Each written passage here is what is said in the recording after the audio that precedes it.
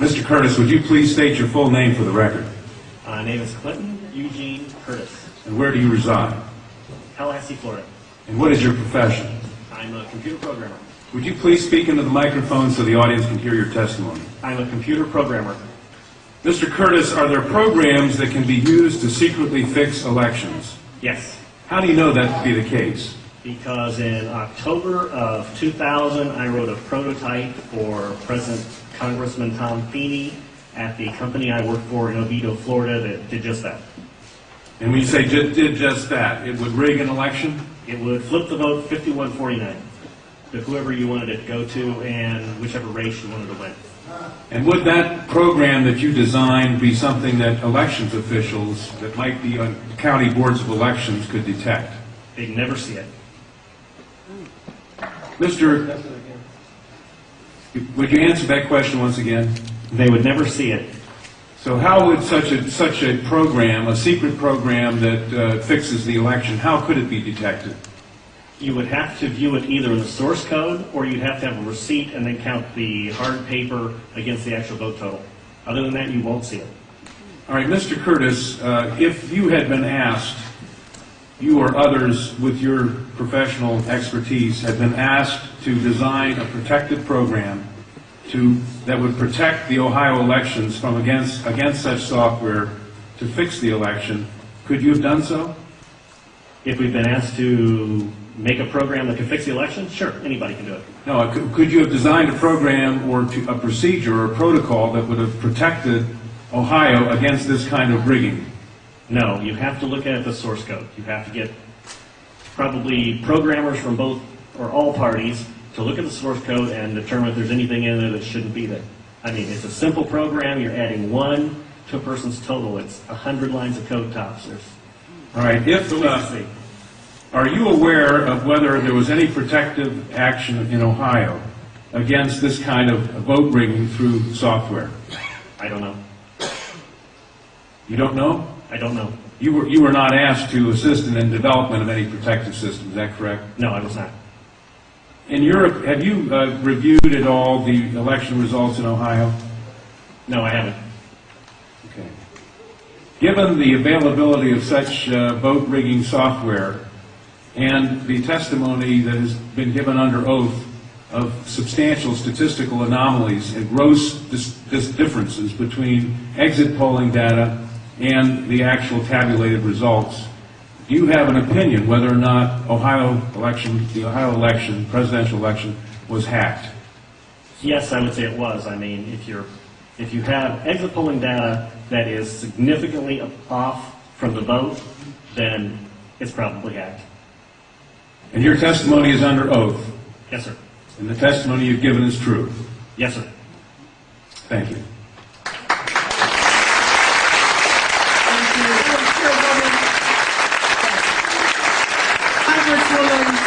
Councilwoman Waters and I have the same question. Come back to the podium. Who did you say you were asked to prepare? I was asked by Tom Feeney. He's now a congressman. At that time, he was Speaker of the House of Florida, Yang Enterprises, which was the company I worked for, lobbyist, and their corporate attorney. He wore a lot of hats. And at the time, he was the Speaker of the House of Florida. Is that what you said? Yes. Okay, thank you. Congressman. You say he was the lobbyist for the voting machine company at the same time he was Speaker of the House? I don't know what the voting machine company is. He was a lobbyist for Yang Enterprises. We had NASA contracts and Yang Enterprises did what? Computers? computers. Okay, and he was your lobbyist, your He was company's the lobbyist. lobbyist for that company, And yes. he asked you to design a code to rig an election Yes. while he was Speaker of the Florida House. Yes. This was during or previous to the 2000 election? Yes. October into September. And did he ever express why he wanted a code to rig an election? No, I immediately assumed that they were trying to keep you guys from cheating them. So, so I wrote up the documentation of what you would look for in the source code, how you would make sure that you didn't get, taken advantage of, make sure that all voting machines had receipts, because that way you could back count the ones that looked a little funny. And I handed it By receipts, you mean a paper trail? Yes, paper trail. And I handed that in to Mrs. Yang and said, here's your report, here's your program. And she said, you don't understand, we need to hide the fraud in the source code. Hide the fraud, not reveal the fraud. Not reveal the fraud because it's needed to control the vote in South Florida, was what she said. That's what she said. That's To your knowledge, was this used? I have no idea. I was ready to leave, so I retired and left the company. Your testimony a moment ago, I think you said just before you left in answer to Congresswoman Tubbs Jones' question, that, would you just repeat what you said in terms of the exit polls? Oh, the exit polls should not be significantly different than the vote. And if they were, you would conclude what? I would conclude someone's playing with the vote. Now with the exit polls? That's possible too. Okay, I was going to ask why Something is definitely skewed. something is skewed in one or the other about. Right. To select which one, you'd have to see where the problem is. Let me ask you one further question. Assuming for the moment that such software, that's what you call it, such software to rig a vote was used in one or more machines in Ohio or in Florida, could you today detect that if you looked at the source code? If you could get the machines and they have not been patched yet, I mean, once they get in and touch them, anything can happen. You can also set timers to do that, but then you see the timers. Then you'd have to take those machines, decompile them, which I couldn't do, but possibly a Microsoft, an MIT, something could do. You might be able to see it. You might. Not necessarily. Depends on how good they are at destroying what they had. Destroying what they had by tampering with the machine afterwards or by programming a destroy instruction in the first place? Right, because since you didn't... Either or both? Either or both. You didn't actually see what's in there, so you don't know if the code is running in a single executable or running in various modules. If it's running in modules, you can make the code actually eat itself. Let me ask you one further question. I've been told that people who assume that lots of the election results, or that a large fraction of the election result in any state may have been affected by deliberate fraud in the computer, are paranoid because in order to do that, you have to have access to thousands of machines, and that would be readily detectable. To what extent is that true? It depends on the technology you use. If you did a central tabulation machine that fed in, all you'd have to do is set a flag. You set a flag, the central tabulation machine would then flip your vote.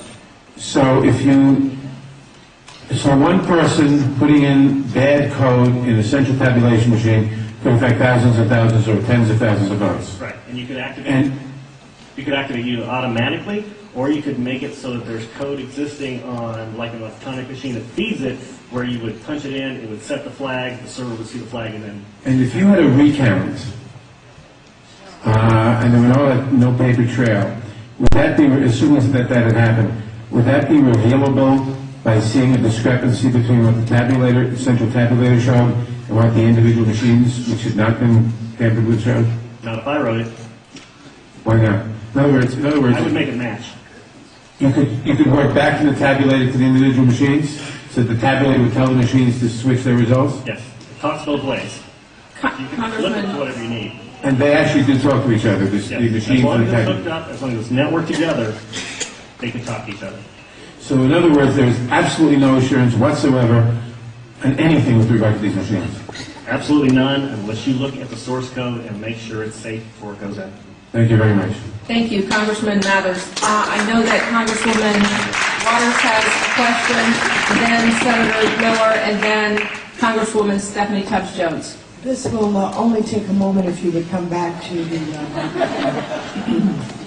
I'm new at this. As you know, there has been a lot of discussion about, I think it was Diebold Company, their relationship to the president and the administration, and supposedly comments about helping to ensure that the president was reelected.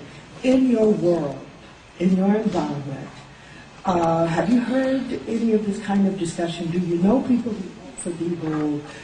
Do you have any sense of any actions that may have been taken? I don't know anything about that at all. Thank you. Sorry. Senator Miller? Thank you, Madam Chair. Sir, I suspect people will attack you in terms of your credibility. Could you restate once again your credentials? I'm a programmer. I worked for NASA, worked for ExxonMobil, worked for Florida Department of Transportation, and other elements of my story, because this company, well, let's get into it. Why not? This company also, they have NASA contracts, and they were basically downloading tons of information, I mean gigabytes worth, and handing them off to this little Chinese guy named Henry Nee, and it didn't seem right, and he was hacking things, and I wrote a program for DOT that allowed contractors to send their information into DOT, and he was kind of the quality assurance guy for software. He put a wiretapping module in the program that went out to the contractors so that it actually sent everything they sent back to Yang. So I reported all this, and just last March, I think, he was arrested for attempting to send anti-tank missile chips to the capital of Communist China. So, if that's correct, this is such a small thing. Of course, I think he only got a $100 fine. And no time. Thank you. Congresswoman Stephanie Tubbs Jones. Thank you. Thank you. We are now going to